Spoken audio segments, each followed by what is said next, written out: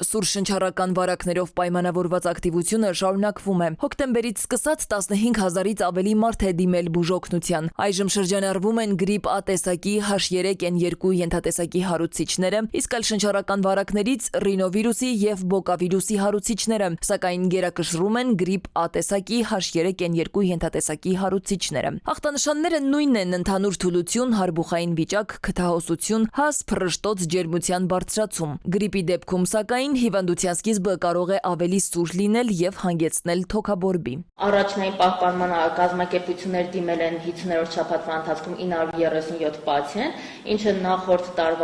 նախորդ շաբաթվա համեմատ բարձր է 1.3 անգամ։ Վերլուծությունը ցույց է տալիս, որ խոցելի խմբերի մոտ հիվանդությունը ծանր ընթացք է ունենում։ Գրանցված դեպքերի 80%-ը մինչև 18 տարեկան երեխաների շրջանում է, որոնք ռիսկային խմբում են։ Միևնույն ժամանակ հիվանդացության առավել բարձր ցուցանիշ գրանցվել է Արմավիրի, Շիրակի, Արարատի մարզերում եւ Երևանում։ Հոսպիտալացումների մասով կարող եմ ասել 50-րդ շաբաթվա ընթացքում, որ ունեցել ենք 1055 հոսպիտալացում, ինչը նախորդ շաբաթվա համեմատ բարձր է 1.1 անգամ։ Եվ այս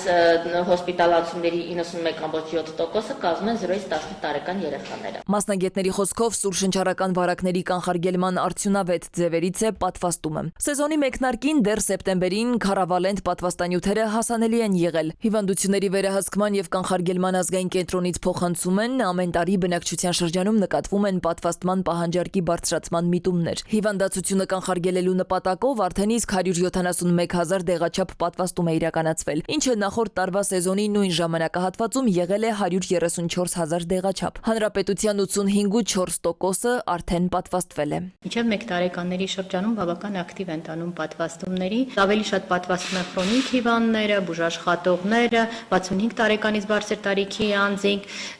սակայն առավել, այսպես ասած, пассив է պատվաստումային գործընթացը հղիների շրջանում, բայց այս դեպքում ունենք հատկապես ցուցում հղիների շրջանում պատվաստումների կազմակերպման։ Մասնագետների դիտարկմամբ գրիպի ամբողջ սեզոնի ընթացքում պատվաստվելը ցուցված է, սակայն նախընտրելի է գործընթացը կազմակերպել մինչև սեզոնի սկսվելը։ Սվետլանա Ավդիշյան, ժամը լրատվական։